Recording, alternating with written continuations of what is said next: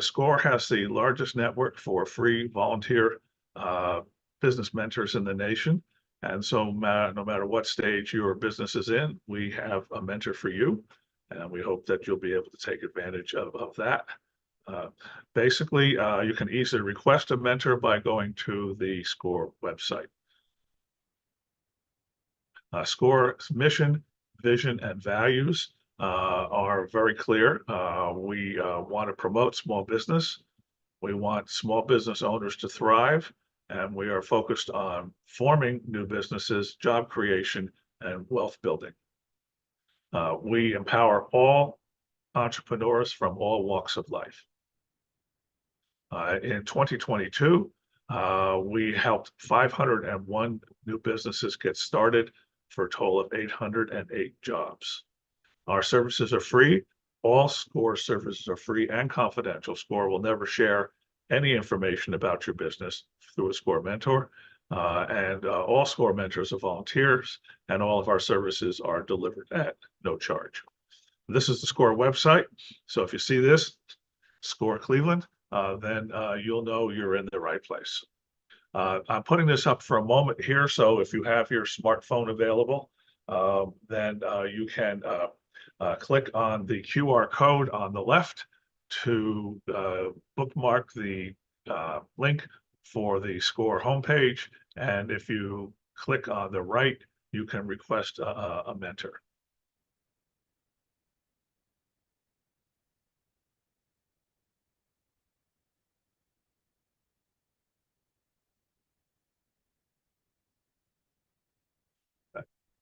So with that, I'm going to jump into the presentation. And again, I am going to go at a fairly rapid clip because of the large number of slides, but you are going to get all the slides and you will get a link to the presentation probably sometime next week. I might be slightly delayed because next week's a holiday week, but it will come to you if you are registered and are attending. So we're off to the races. What is capacity building? Capacity building means acquiring the resources that your nonprofit needs in order to fulfill its mission. First of all, kind of a planning refresher. Strategic and business planning really are two sides of the same coin. Planning provides a detailed roadmap and tools to measure your progress and success. Basically, one of the things you'll want to do when you're planning to grow your nonprofit to the next stage is to take another look at your vision statement, your mission statement, and your organizational values, what you believe in. There is also an opportunity for you to identify long-term goals. And one of the things that is a good place to start with is what's called a situation analysis. Where are we now? This means you're looking at your internal weaknesses, your organizational strengths, your opportunities, and external threats. The purpose of developing strategies is how to achieve long-term goals. How do you plan to get there? So basically, key questions for your strategy. What are the real issues that are facing your organization? What do your stakeholders think? Are there opportunities for partnerships?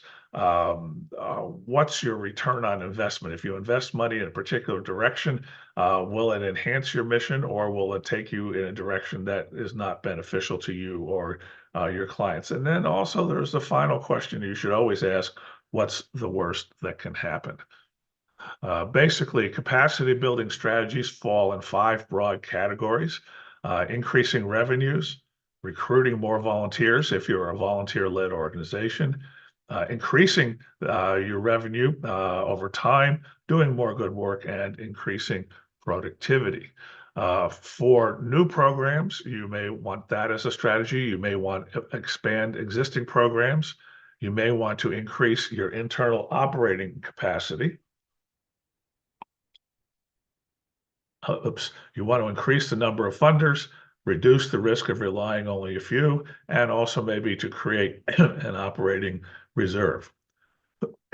Where do nonprofits get their revenue?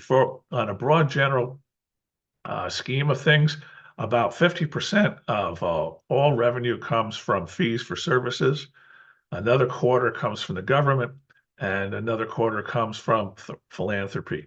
Of the amount that comes from donations, 84% or more than four-fifths comes from individuals, and only a very small amount comes from foundations. So keep that in mind. To increase revenue, some of your options are to install or increase your fees, write proposals for grants, conduct an annual fundraising drive, hold an annual fundraising event, make special efforts to develop major donors, and consider planned giving and capital campaigns, especially if you have a building or you need new equipment. So be smart about qualifying your donors. Make sure that your donors are, if you ones you want to spend time with, are capable and willing and interested in providing support. You want to make a database of your potential donors so that you know when you've reached out to them and what they've given you. Um, and basically, another way to approach this in terms of your strategy number two, is recruit more volunteers. If you are a volunteer-based nonprofit, some are not. Some are provide professional services, but they are a nonprofit nevertheless. But some are volunteer. Oriented Score is a volunteer organization, and almost everything is done by volunteers. We have one or two admins, but everything else is volunteer. So basically, people who volunteer for a nonprofit are passionate about the mission of the nonprofit, which is why your mission statement has to be an attention grabber and really has to convey at a glance what it is your organization is about. And volunteers are some of your best resources, and sometimes they're also a source of funds. So that's something else to keep in mind. 49% of Americans, or half basically, volunteer somewhere, somehow, whether it's sports, community service, through government boards and commissions, or whatever it might be. And they're all unpaid. Why people volunteer? It's because they believe in the organization's cause and a desire to help, and they have a strong sense of community and a desire to participate in that community in a meaningful manner. They also may want to learn a specific skill. They may have a desire to put an untapped skill to use. They're also looking for reward and recognition. Everybody wants to be recognized for what they do, and they want to interact with others. Now that COVID is over, people want to get back in the mix and do what they were doing before and being involved in the community. So how do you recruit volunteers? Well, you can conduct a gap analysis. Where are you missing volunteers? You can make a needs list and use it internally. This is not something you want to put on your website, by the way. And so here's an example of a gap analysis in terms of leadership, looking at the people that are volunteering in your organization. You can see who's got what kinds of strengths, and you also can see where the holes are in terms of where you need more volunteers. Now, this is just a very simple matrix. Obviously, it could be more sophisticated depending on the number of functions that you want to assess. So basically, how do you recruit volunteers? Use personal networks for your staff. Rely on your board and other volunteers. Don't be afraid to reach out to other organizations, especially funders. If you get funding from a foundation or United Way or organizations like it, and you have a written guidebook for volunteers. Kind of let them know when they come on board what's expected of them, what the do's and don'ts of the organization are, where they can get help, who to reach out to if they need assistance, and so forth. Basically, in terms of what volunteers respond to, they respond to persuasion and goodwill. And really, this is a role of leadership to clearly convey to volunteers the mission and values and get the volunteers to align their performance with these expectations. You also might want to ask for a human resource professional to help out because just like in business, where workers have to be aligned with the purpose of the business, in nonprofits, volunteers have to be aligned with the purpose of the nonprofit. Now, in terms of revenue, we talked a little bit earlier about the mix. Philanthropy, we said a minimum of 25% usually. Businesses, Businesses are not big on giving money directly to nonprofits. They tend to give it to umbrella organizations like United Way and then let them handle the distribution. Foundations, individuals, and then the government. But fees for service are a major category. And if your organization is in a situation where they can provide fees for service, then that will help you with your revenue paying for things like building rents, keep other expenses, things of that nature, communications, your website, internet, phone, and so forth. Um, Now, no two donors are really alike. You want to spend around 80% of your time and energy on what are called high dollar donors and high prospective donors. And what you want to do is you want to make the case to them of why they should invest in your nonprofit. As compared to any others, because like it or not, there are lots of different nonprofits pleading their case, and a high value individual who has a track record of donating to nonprofits will get many different appeals. So the real question is how does yours rise to the top of the heap? You want to set goals for increasing your revenue. Your stretch goals certainly are helpful, but don't set unrealistic goals. And basically, in terms of return on investment, in terms of your fundraising, for every 3 or 4 efforts you make to raise a dollar, you're going to get $1. It's that kind of return. It's a lot of work. So it's very important to have an experienced development director doing all this, because if the executive director is doing the development work, then they're not doing mission work. And that's not a trade-off that you want to have. Okay, so basically, this is a way you can qualify your donors. This is a simple matrix. You list the donor, their ability to give, what their interests are, how do you access them, do they have a history of giving, and any side notes. And you do this for all of your prospects. You're qualifying your donors is you have to learn from them, get feedback from them. Why did they choose your organization? That's very, very important, because this will help you with your pitch to the next donor. And they may only come in for a special event, but if they come in for a special event, you'll want to pitch them for your mission as a whole.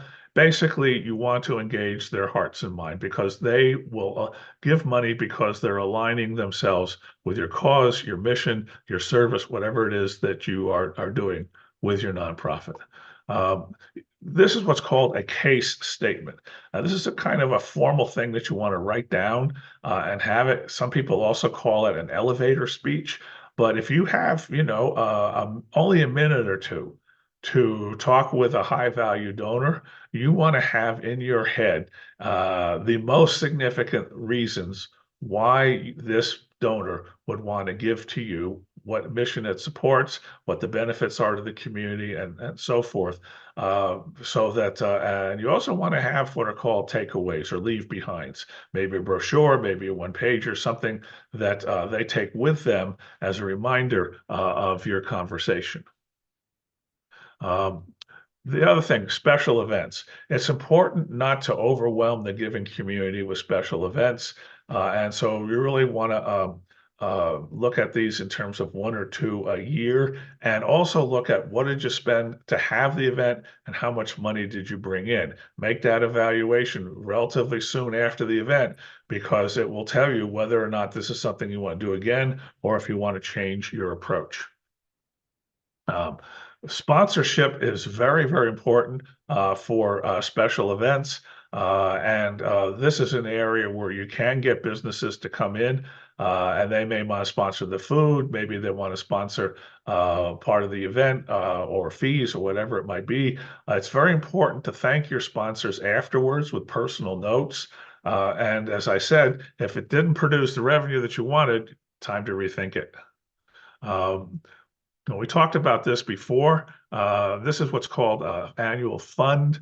And this is, you would send this out once a year to all of your prospects and to all of the people who gave you money the previous years. And keep it simple. Always include for the high givers a handwritten note from the executive director. Dear giver, we really appreciate your support last year for X dollars, whatever it is. Can you increase your giving this year? We really appreciate it. Sincerely yours. That makes a difference. You'll be surprised how much a personal note matters to people because people want to be recognized. From repeat donors, always ask for a specific amount. And so here's an example. For example, your $100 will provide health services for one child for 1 month. You've probably seen this on TV. Environmental groups are good. Save the elephants. If you'll send us $19 a month, we can save one elephant for a year. That kind of thing. It's a tangible outcome for the donation, and people like to see, where the money is going and what it's doing. And that kind of pitch is really helpful. The other thing is for upper level donors, always follow up.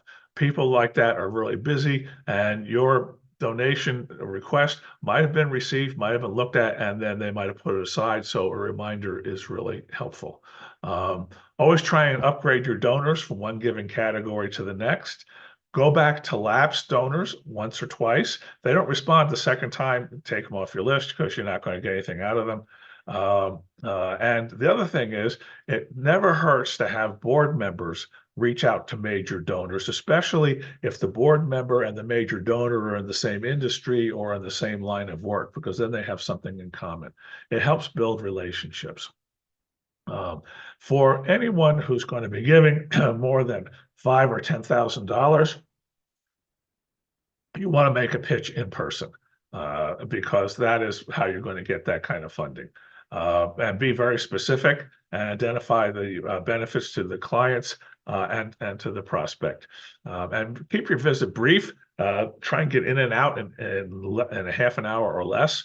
Don't try and schedule a long lunch or a dinner or something like that. You just want to go, sit down with them, a cup of coffee, make your pitch, see if they'll say yes or no, and then if they say yes, say thank them and give them the pledge card so they can fill that out. And then when they get the pledge card, you send them a note, and then they'll send you a check, hopefully.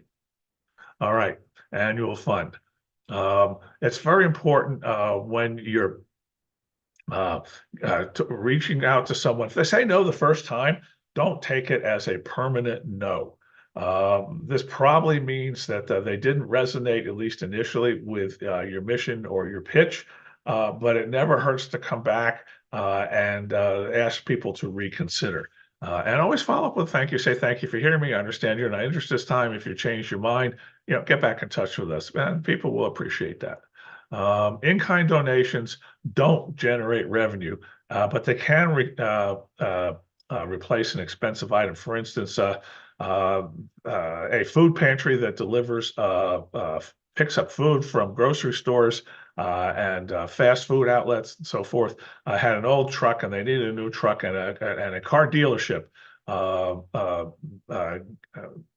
made an in-kind donation of a pickup truck to them so that they could continue to do that. Otherwise, that truck would have cost them, $20,000 or $30,000. So that was a really big donation, but it made a huge, huge difference. And those kinds of things come once in a blue moon, but you always want to keep an eye out for them. Other in-kind donations can be office supplies. It can be things that you need to deliver your services, whatever that might be.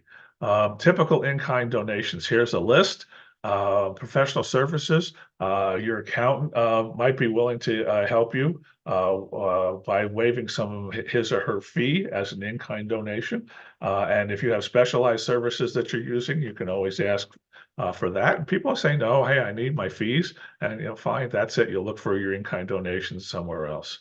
So basically, strategic objectives. This is kind of a nice little picture here that talks about how to focus on the customer, doing more good work. And these represent the kinds of things that really matter. Empowering the front line is given equal weight here, but I got to tell you, the people who are in the front line, who face your clients day in, day out, that's where the rubber meets the road. And the impressions that people get about your organization will come first and foremost from those experiences. So you want to make a major investment in the volunteers or paid staff or both who are meeting your clients to make sure that they have the resources to do the job, that they're fully trained, and that you're assessing their performance over time so that you know that your clients or your customers or however you want to qualify them, that they're getting the right service, the right product, the right support, whatever it might be.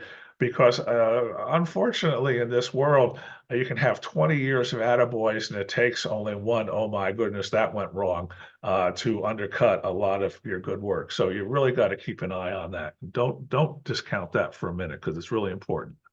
Um, Another thing is reducing turnover of clients that are a fit. If people leave and try and find out why, they may be reluctant to tell you, but if someone's been a steady client over a period of time and a prospect for being more, and one day they just send you a note, hey, I'm leaving, you need to find out what happened because something went south there and you need to dig into it. And again, this comes back to the issue of your frontline people.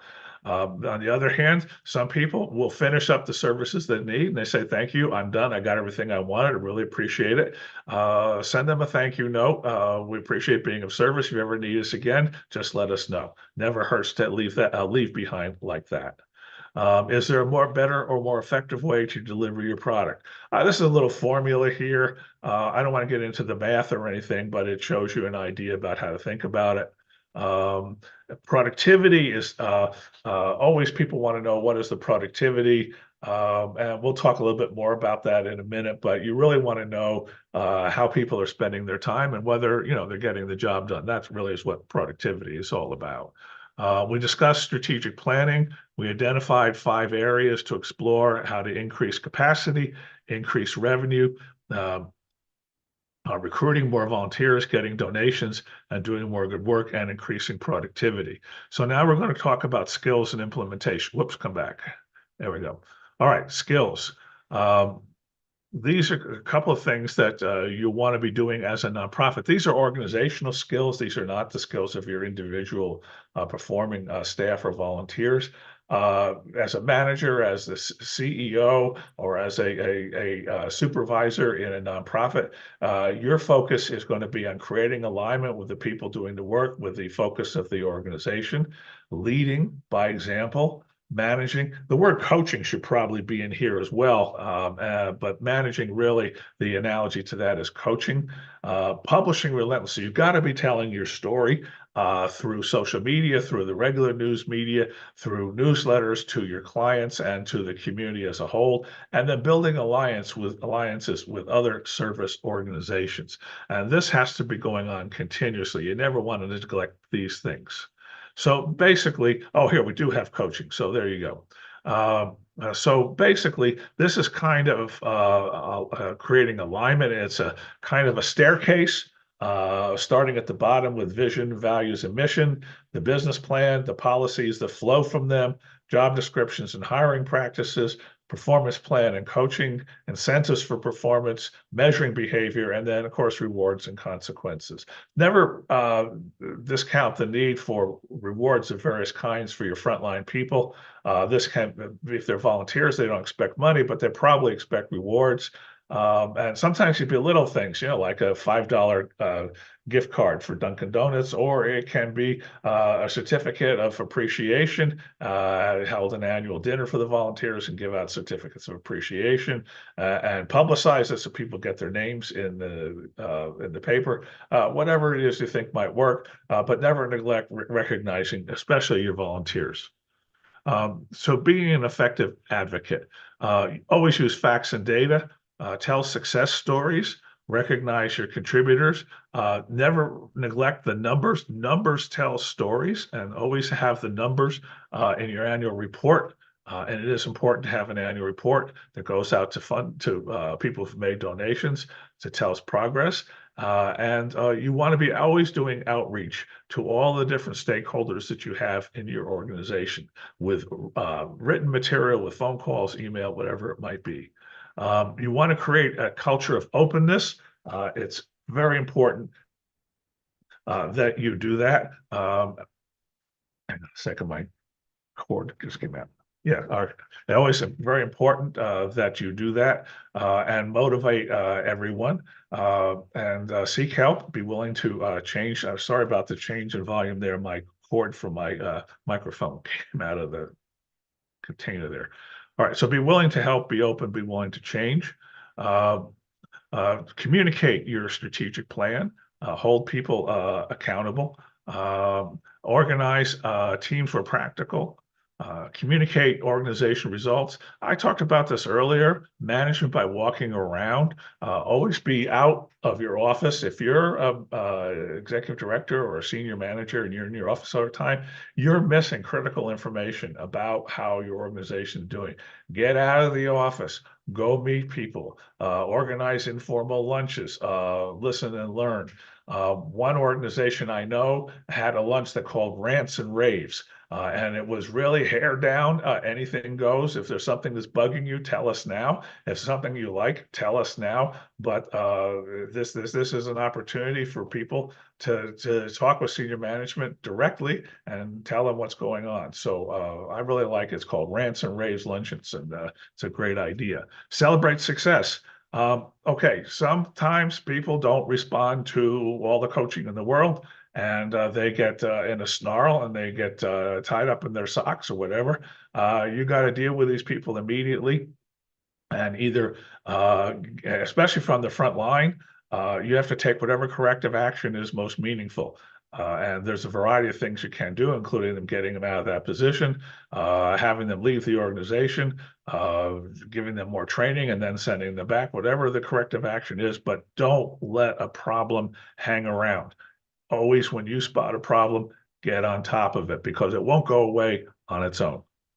Um, Publicity. Okay, capture the power of persistent publicity.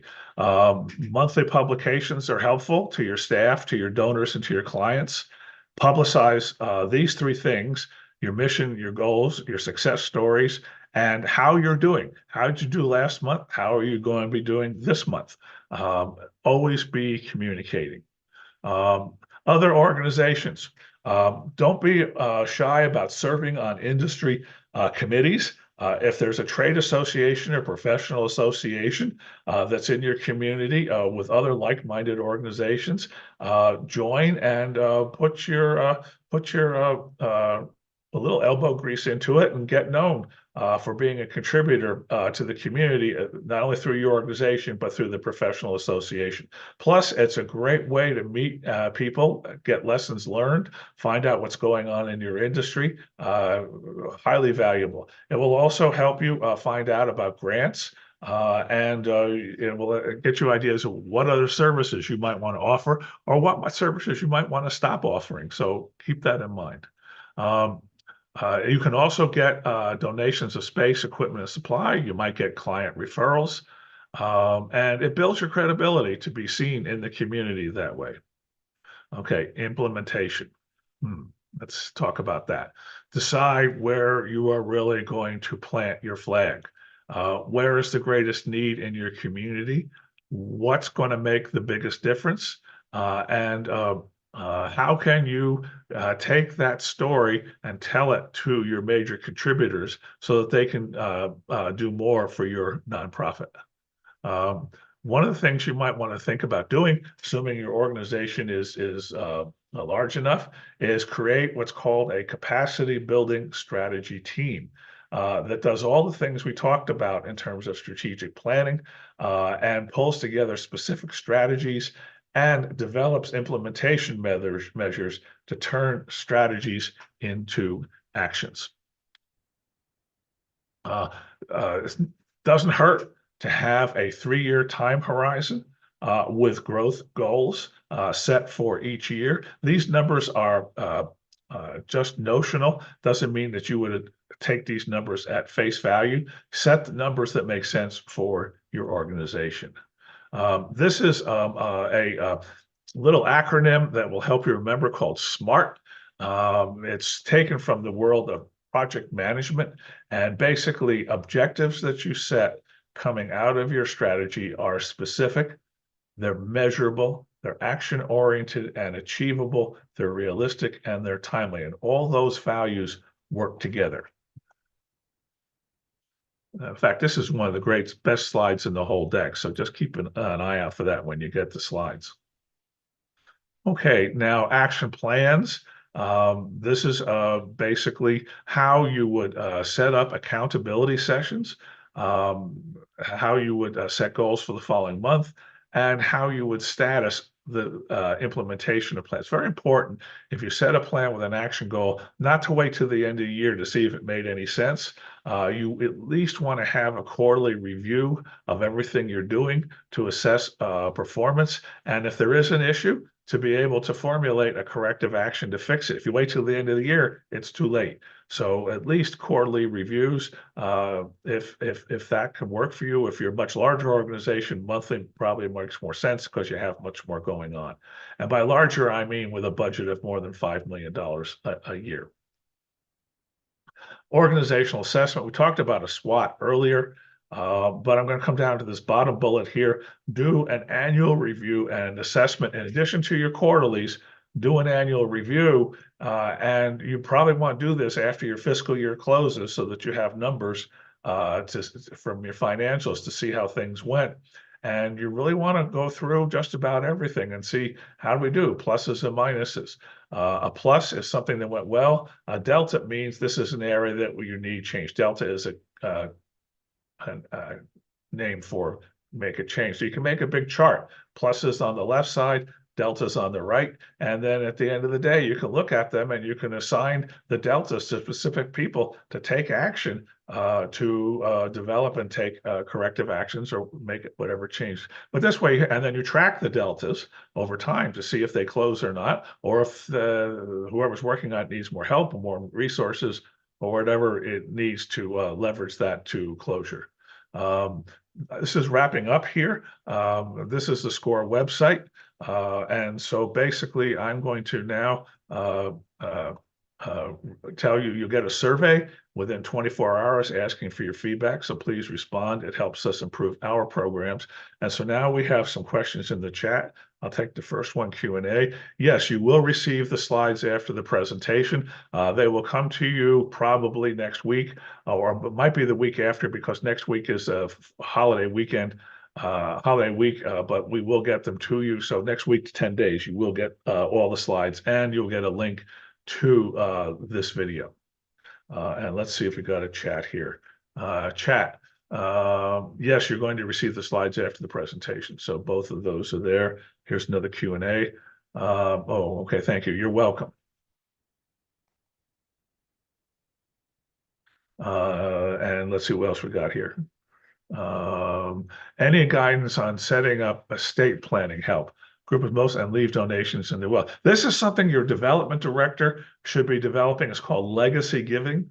And what it means is that in their will, they allocate a specific amount of money or resources like stock or whatever it might be to your nonprofit when they pass and their estate is settled.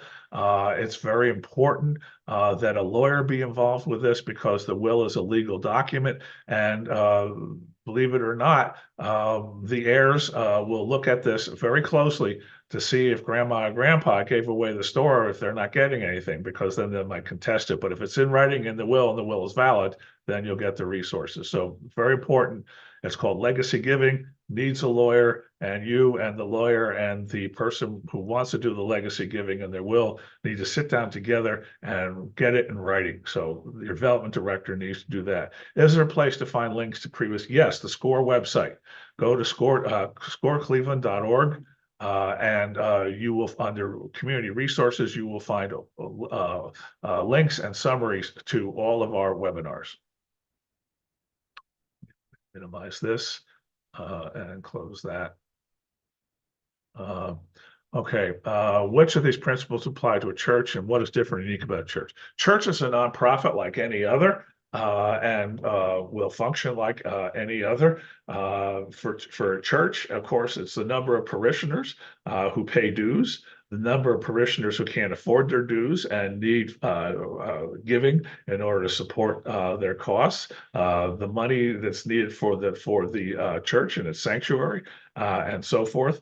It's the same formula as any other nonprofit. Just that the things that you're measuring and the things that you're funding are different. Getting good board members that will work is critical. How to best find them and then convince them. One of the ways you can look for board members is look out what industry you're in. Let's suppose that you're in the world of social work, and you're doing counseling for drug and substance abuse. There's probably a professional association in that field, and also people in academia and at government agencies who are working in this field. And what you want to do is go out and find thought and opinion leaders in the profession and approach them and say, look, we have this nonprofit, we're working on drug and substance abuse, and we need people to give us guidance because we're a growing nonprofit, and we really need to understand how to align with current trends and treatment, and would you come and provide pro bono advice. Also on your board, very important to have two people with the following expertise: an accountant who understands nonprofits and has experience working with nonprofits, because you will have to file a tax return with the state of Ohio and the IRS to show that all of your financial operations are consistent with your nonprofit status. And also to help you with the tax eligibility of giving. And you also need an attorney because you will have regulatory issues, especially if you're in the health field or the education field. So look out for that. And keep an eye on those two seats. Boards should not have people who are your close personal friends, alumni, chums from school, or relatives, because that's a really quick way to ruin those relationships. People on your board should have an objective view and not have a personal relationship with you through those other channels. So that would be a good way to get boards. Let's see what's next. Do you always have a board member lead a strategy? It depends on how big your organization is and whether you want to allocate different functions. For instance, one way that is very important for a board is to have someone who is knowledgeable in the area of information technology. What areas that nonprofits tend to neglect is investments in. They get a bunch of laptops, everybody gets a laptop, and they're off to the races, and 2 or 3 years later, things start breaking and nobody has a clue how to get them fixed or what to do. And they don't even know if they've bought the right equipment. If you have somebody on the board who understands IT, then they can give advice to the executive director, who probably has deep subject matter expertise on the mission of the nonprofit, but probably knows relatively little about computers. So that's one area. Another area that you want to have a board member lead on, if you're a big enough organization and you have a paid executive director, is you want a compensation committee. Probably 2 or 3 people who review the performance of the CEO and set their compensation. So that's another area. And then finally, you probably want to have a couple of people on the board who are focused on development because of their background. So those are some examples of how you might specialize the roles of your board members. How do you deal with an executive director that's difficult to work with? It's their baby. You know, it's always a problem if the person at the top isn't taking advice from people working from them. And really, unfortunately, the reality is, the only thing you can control is your response to their behavior. And you have 2 things: you can live with it, or you can find somewhere else to work. Because if you banged your head against the wall more than a few times and nothing's changed, then the definition of insanity is to do that again.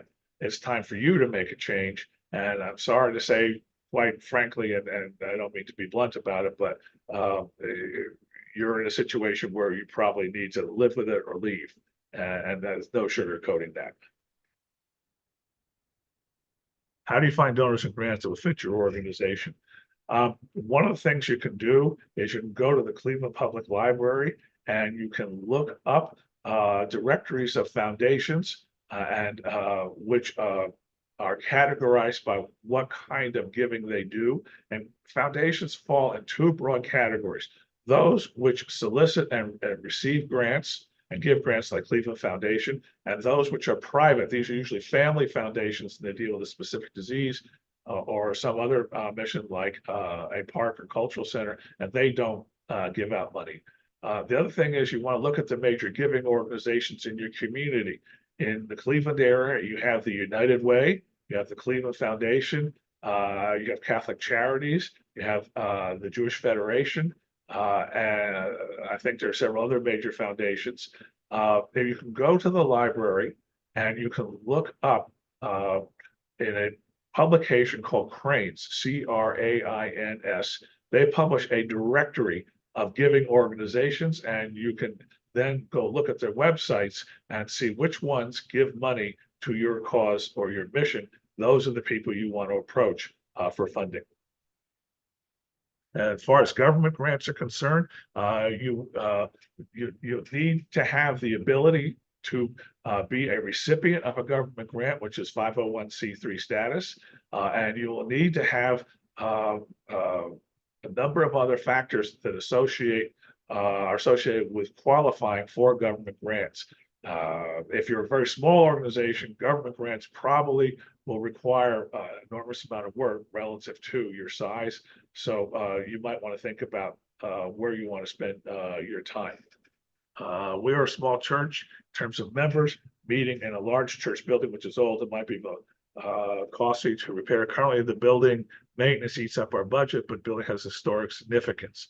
How do we move forward? Well, one of the things you might be able to do is can you get it on the National Register of Historic Places? That would be the first thing. If it qualifies for that, then you can reach out to organizations that give grants for preservation of buildings that are on the National Register. If you can't do that, then maybe what you want to do is organize a capital funding campaign and seek large donors who have an interest in the building because of its historical significance. So a large capital campaign might be the next answer. So those are two possibilities.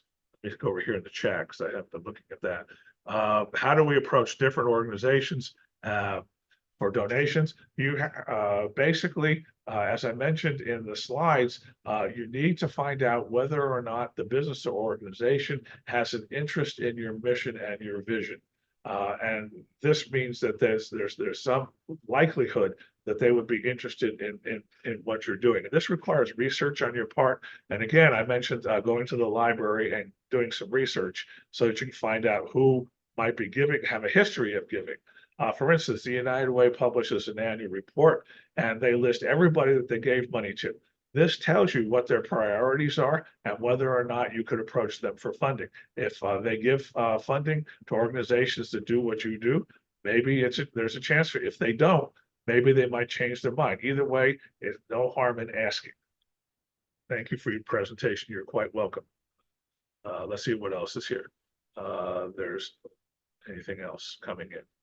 All right. Well, we have more time for Q&A, so if you have more questions, let's bring them on.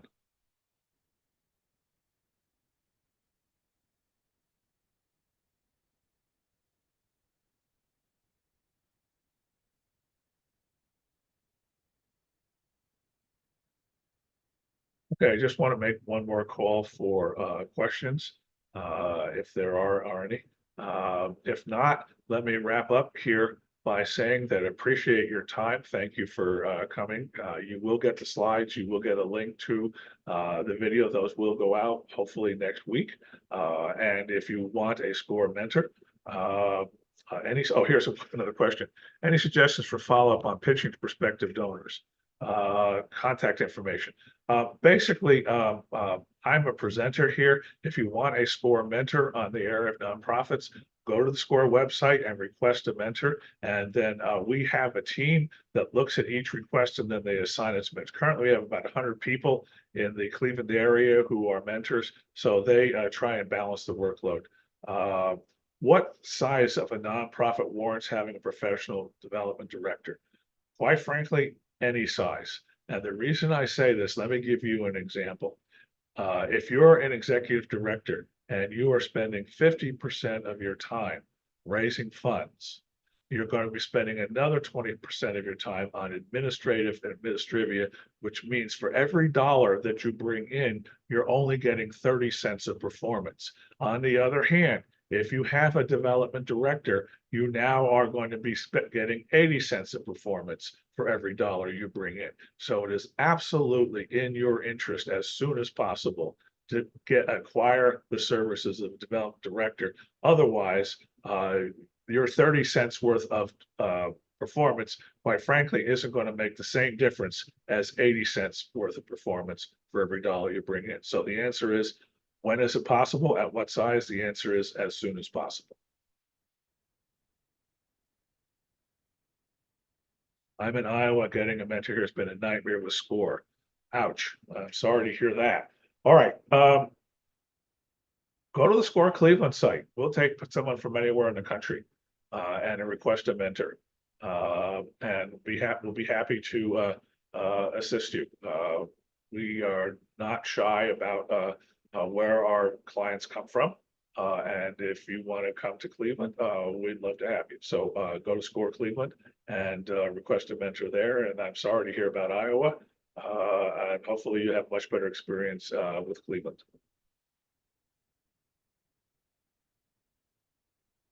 Let's see, you got anything else over here? Yeah, any mentors? Are there any mentors to start a nonprofit? Well, we have a webinar, believe it or not, called "Are You Ready to Start a Nonprofit?" And you want to go look at that webinar. I think it'd be very helpful because it takes you through the steps of starting a nonprofit, getting 501(c) status, getting your funding, getting yourself set up, and it asks you the question if you're ready. It's kind of a qualification process because you really need to look at what commitments need to be made in order to do that. So take a look at that webinar. It's called "Are You Ready to Start a Nonprofit?" It's on the SCORE Cleveland website. You read Peter Drucker's book, Managing a Nonprofit. Any of the books that you recommend? Yeah, hang on a second while I step away from my computer. I'll get a couple of titles for you.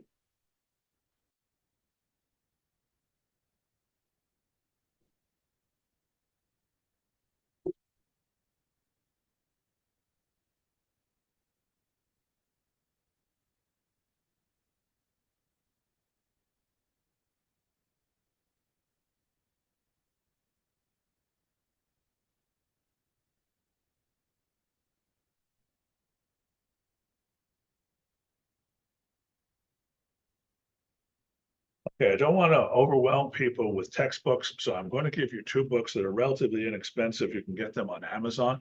The first one is full of charts and worksheets and ways for you to kind of test your ideas. It's a workbook, not a textbook. It's called The One-Page Business Plan for Nonprofit Organizations. It is by Jim Horan, Horan, and you can get it on Amazon. Uh, and then the Nonprofit Business Plan, A Leader's Guide to Creating a Successful Business Model. There's four authors. David LaPiana, Lapiana, is the author. And again, that is the Nonprofit Business Plan. And both of these are available on Amazon. They're less than around 25 bucks a piece.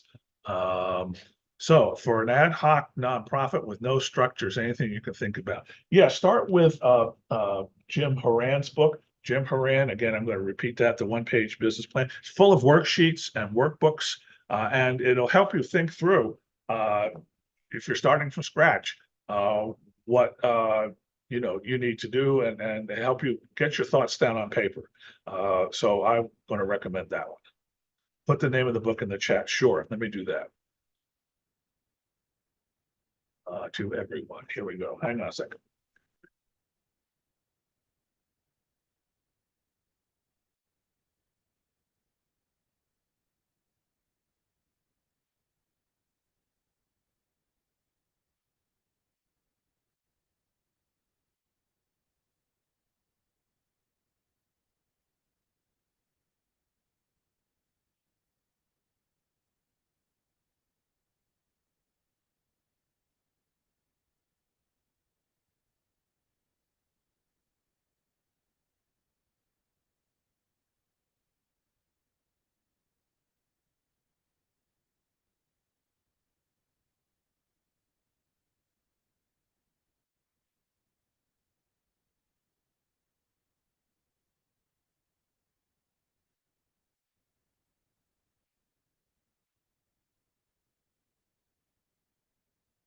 Okay, so I put the names of the two books in the business plan in the chat. So please take a look at that. Yes, the development director handles fundraising and capital campaigns, anything that brings in money.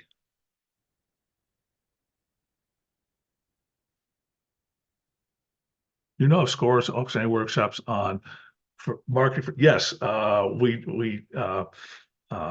we do have that. The other thing is that uh, let me just do something here. I'm going to get you a link to an organization that's very good for that. So hang on a second. Let's bring this down here.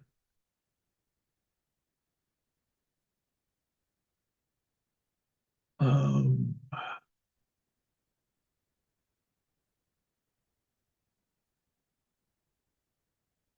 I'm going to stop sharing my screen. So you're going to see me now.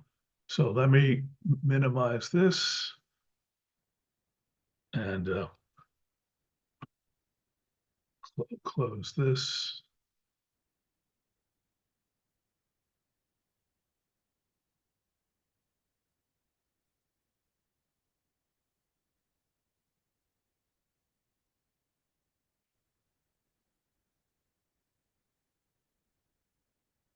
Okay, I'm going to give you an organization, put this in the chat. It's called N10, and they are really going to be very helpful to you. Let me get the chat back up and put the link in. All right, N10 is an organization that has all kinds of resources about technology and social media for nonprofits. So I'm going to refer you to them. They're probably a lot better at this than anything that SCORE has. So I'm not afraid to tell people, hey, you know, these guys have the expertise, so go there. Let's see if there's anything else in the Q&A. Okay, we answered that one.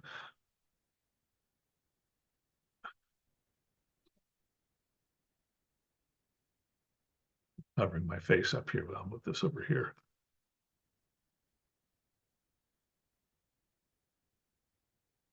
Any other questions?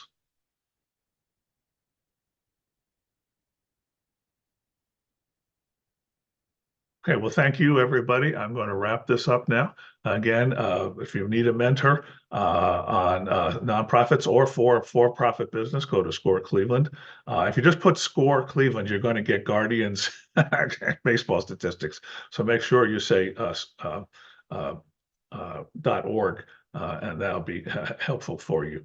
All right, so I'm going to end this now. Thank you very much. Have a great day. If you're in the Cleveland area, watch out for the rain. If you're somewhere else, I hope the weather's better.